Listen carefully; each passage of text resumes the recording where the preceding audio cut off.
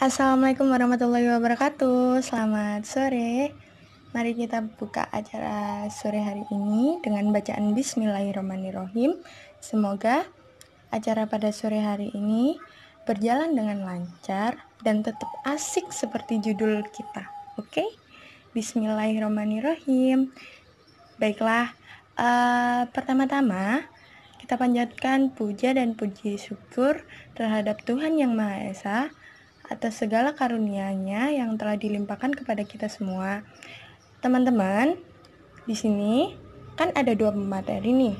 Aku mau tanya satu-satu dulu. Untuk yang pertama, ada Bapak Fian Ilman Faki SPD MPD dengan judul naskahnya Anjing.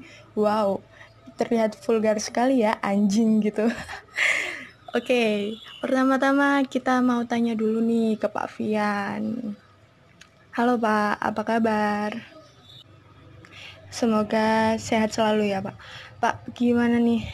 Apa sih yang membuat Bapak tertarik untuk membuat naskah yang berjudul Anjing ini? Itu. Tadi pertanyaannya, mengapa sih Vian saya tertarik untuk membuat naskah ini sebenarnya? Ya, ini awal mulanya ya. Saya mendongeng terlebih dahulu berarti ini ya. Awal mula naskah ini dibuat karena ada banyak trigger pada saya. Apa trigger itu? Apa saja triggernya? Banyak trigger tentang anjing ketika itu. Mulai dari beberapa tahun sebelum naskah ini dibuat, karena naskah ini sudah naskah lama sebenarnya, naskah ketika saya menjadi mahasiswa, sehingga mohon maaf saya mengirimkan naskah tadi siang, seperti itu. Mencari lagi di laptop di format folder seperti itu. Sebelum naskah ini dibuat ada banyak trigger. Yang pertama itu saya pernah, jadi kebetulan saya mementaskan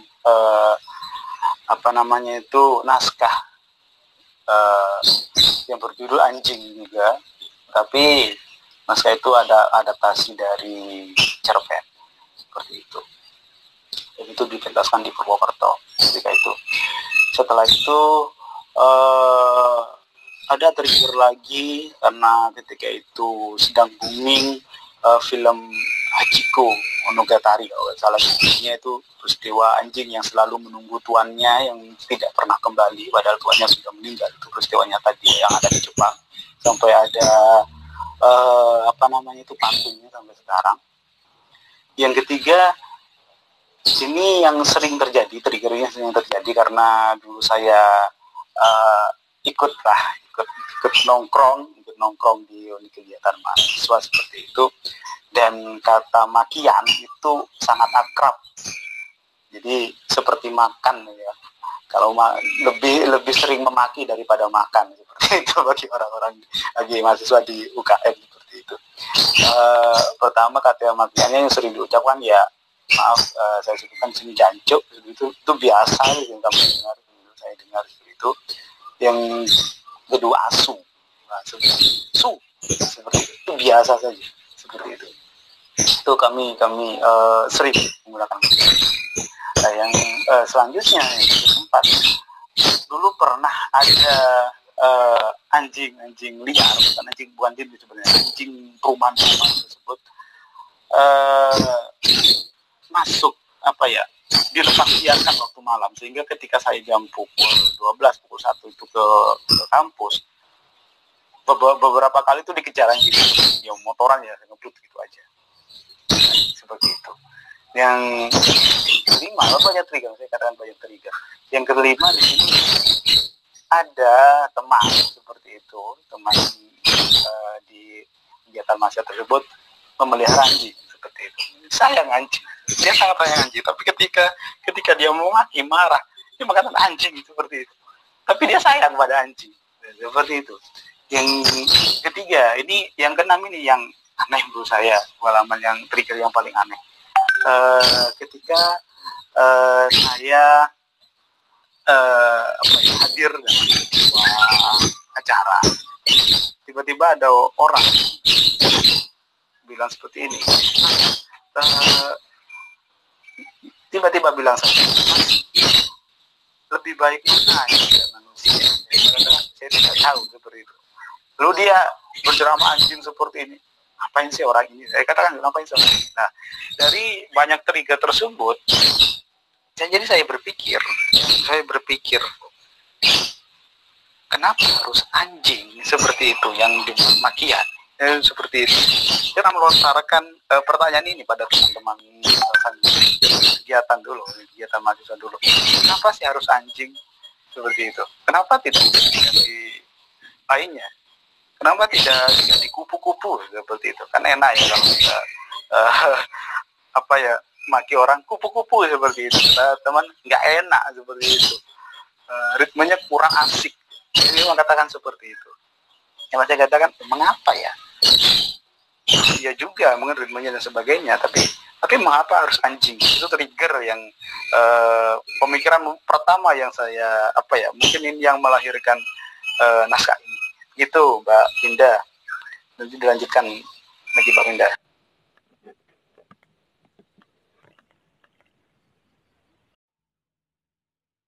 Baik Bapak, terima kasih atas sambutan dan pemaparannya. Selanjutnya saya akan bertanya, kita spesifikkan saja mungkin ya Pak. Kita bahas mengenai penulisan naskah drama. Nah, yang seperti saya alami sebulan atau 2 bulan yang lalu itu seperti ini Pak. Saya menulis naskah, sampai pada tengah-tengah saya merasakan bosan dan naskah saya menurut saya kok kurang pas, ada yang nggak lengkap. Kira-kira apa ya? Mungkin Bapak juga pernah mengalami seperti itu, dan mungkin teman-teman dari kesenian lain juga pernah merasakan seperti itu. Kasih trik dong Pak, trik dan tip untuk kita enjoy aja dalam hal tulis-menulis naskah gitu, gimana sih Pak? Agar naskahnya juga jadi menarik, itu gimana sih Pak? Baik Mbak Winda, itu hal biasa itu. Pertama bingung menulis apa yang akan kita tulis itu biasa saja. Dan yang kedua bingung ketika di tengah, saya mau apakan naskah ini setelah di tengah. Saya mau lanjutkan bagaimana ceritanya, itu biasa.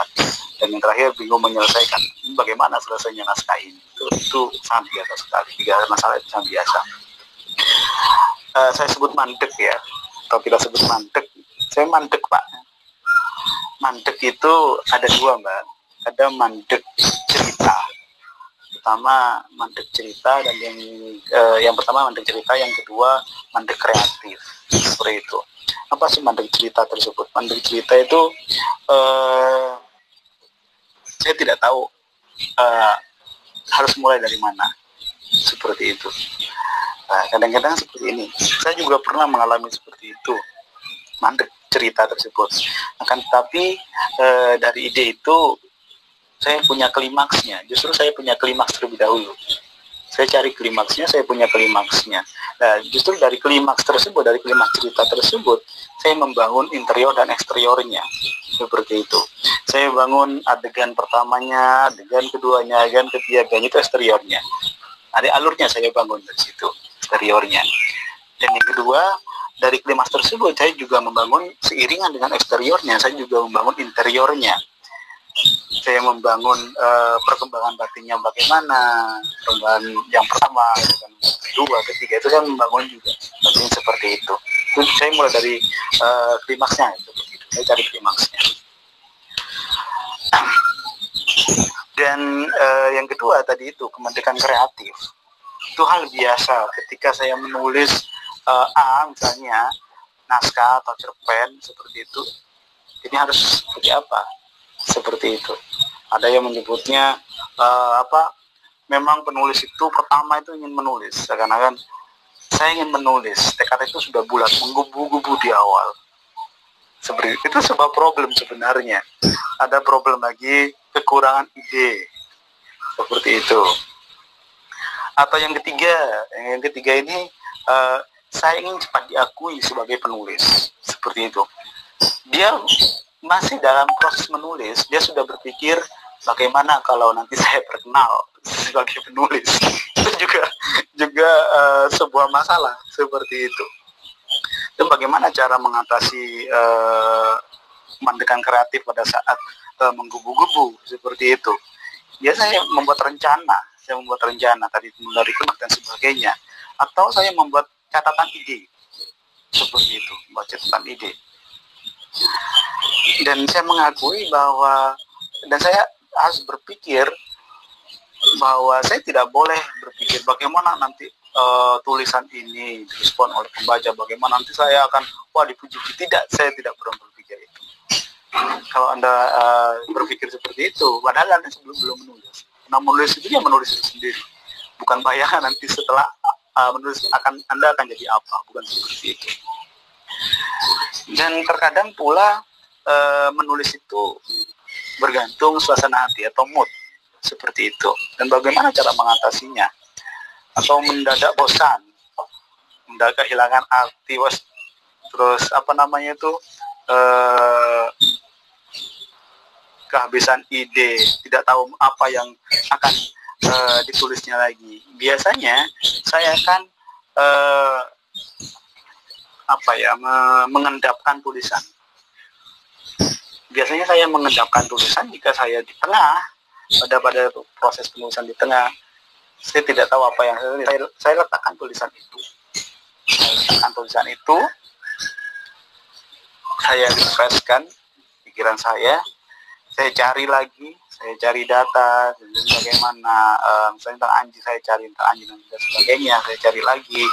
Setelah itu saya akan baca, bukannya saya meneruskan tulisan saya, tapi saya baca dari awal lagi, seperti itu. Baca lagi agar saya lebih mengikuti alur yang setelah saya baca, seperti itu Mbak Winda. Dan untuk mengakhiri tulisan, ada trik yang asik dari Ayu Tami. Ayu Tami mengatakan bahwa triknya membangun itu cilukba, seperti itu. Ketika ada ci seperti itu, perlihatkan, lalu itu ditutup, disembunyikan. Nah, ketika ba itu baru membuat gerakan atau membuat kejutan seperti itu. Itu menurut saya trik yang mudah tapi juga menarik seperti itu. Cilba itu menurut di bukunya Antam seperti itu Mbak Winda. Baik, terima kasih Pak. Alhamdulillah akhirnya saya mendapatkan jawaban dari keresahan hati saya. Pertanyaan terakhir nih Pak, apa sih bedanya teater dan drama? Karena beberapa bulan yang lalu kita mengadakan, dari Teater Akar sendiri mengadakan kajian kecil-kecilan gitu, membahas tentang itu. Nah, kita googling semua, oh ternyata bedanya ini, tapi belum menemukan titik terangnya, karena sebenarnya nggak jauh beda. Mohon pencerahannya nih Pak, apa sih bedanya drama dan teater?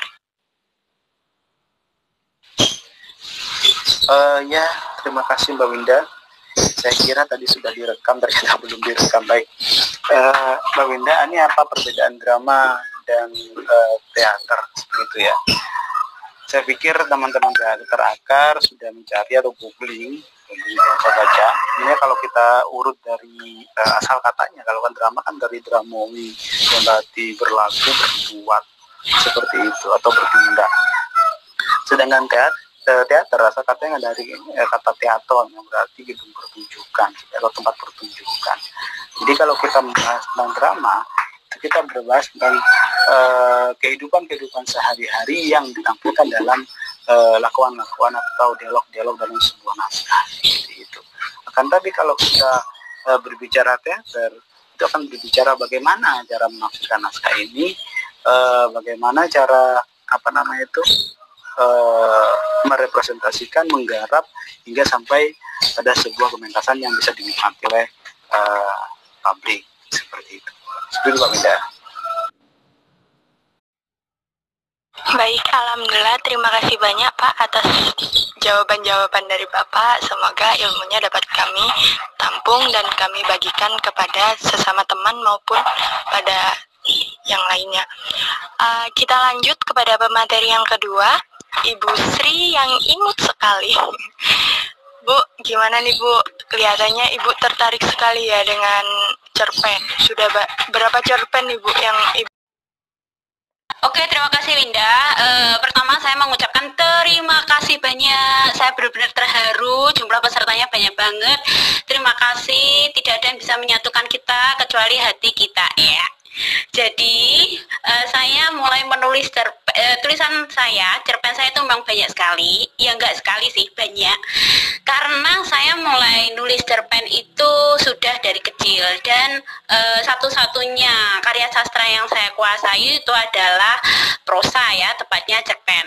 Saya mulai nulis cerpen itu saat saya lancar membaca, ya sekitar SD lah ya, kelas 3 atau kelas 4 SD. Gitu, saya terinspirasi dari Disney. Cerpen yang pertama kali saya tulis itu Pinocchio ya. Nah, dari Disney itu kemudian ketika saya SMP dan SMA, saya mulai mengenal manga Jepang, ya seperti kalian. Manga Jepang itu ternyata saya itu selain menulis, saya juga bisa gambar. Nah, dari remaja itu saya suka membuat komik strip. Ya ala-ala aja sih, namanya juga anak masih remaja ya. Nah, komik-komik itu saya tempelkan di mading sekolah lah ya, mading kelas bisa, mading sekolah bisa, mading asrama juga bisa. Nah, seperti itu. Terus lanjut, kemudian ketika saya mahasiswa, ini udah agak berat ya. Saya sudah meninggalkan Disney dan manga. Ya, walaupun saya sering menonton, tetapi saya mulai meninggalkan itu. Dari situ buku-buku yang saya baca itu meningkat. Saya mulai membaca Mein Kampf-nya Adolf Hitler, saya membaca Tan Malaka, saya baca-baca buku politik. Itu usia saya 18 tahun. Jadi masih kecil menurut saya untuk membaca sebuah buku politik. Tapi saya itu hanya suka baca aja tanpa saya bisa menulis. Maksudnya saya nggak bisa nulis politik. Kemudian saya mulai tertarik dengan sastra, terutama cerpen itu saat semakin bertambah banyak tugas sastra yang saya kerjakan.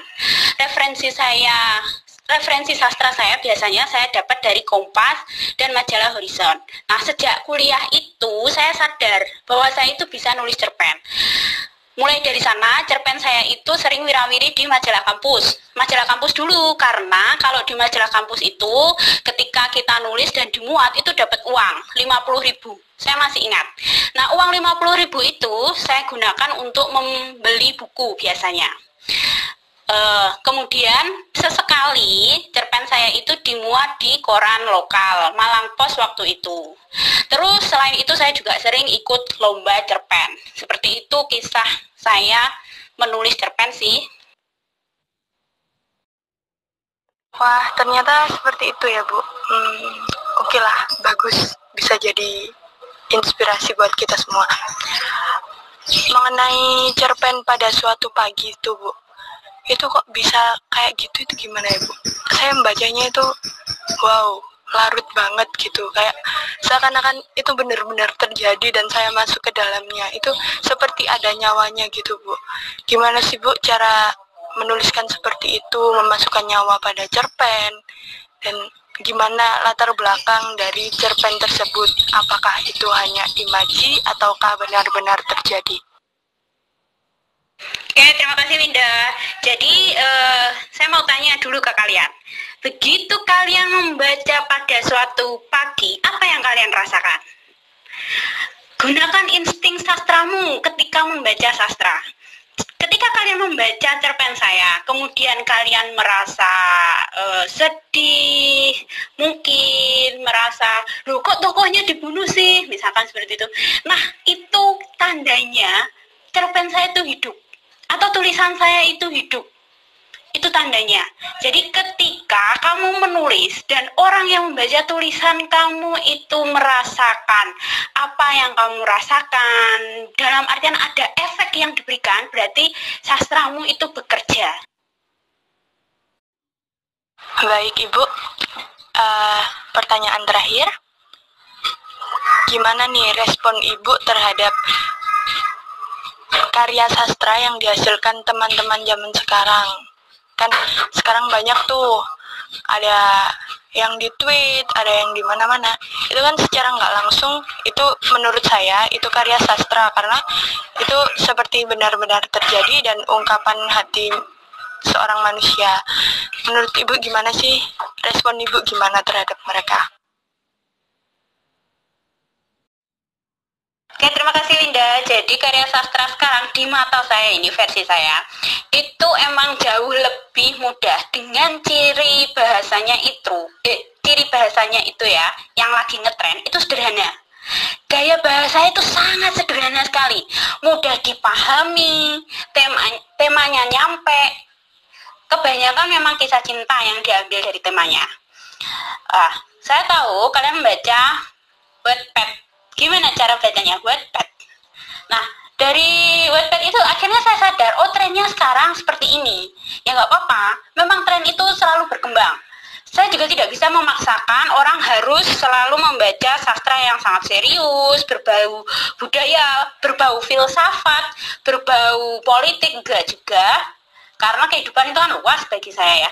Jadi yang penting karya sastra memang selalu berkembang. Dulu ketika saya kuliah, itu trennya cerita-cerita konyol. Seperti Raditya Dika. Apaan itu ya Raditya Dika? Kalau dilihat dari filsafat gak ada. Kalau dilihat dari gaya bahasa, ya biasa aja. Tetapi kenapa Raditya Dika itu begitu booming pada waktu itu? Kambing jantan itu sangat banyak penggemarnya, bahkan dianalisis untuk skripsi. Wattpad juga saya pikir sangat booming di kalian. Saya lihat barangkali kalian di HP kalian masing-masing itu punya aplikasi Wattpad kayak gitu. Jadi nggak masalah sih karya sastra berkembangnya loss. Baik, terima kasih banyak untuk pemateri telah memaparkan sekaligus menjawab pertanyaan dari kami semua. Terima kasih juga sudah mau meluangkan waktu untuk berbagi ilmu pada sore hari ini. Semoga apa yang telah pemateri sampaikan dapat kita terima dan dapat berguna bagi kita semua.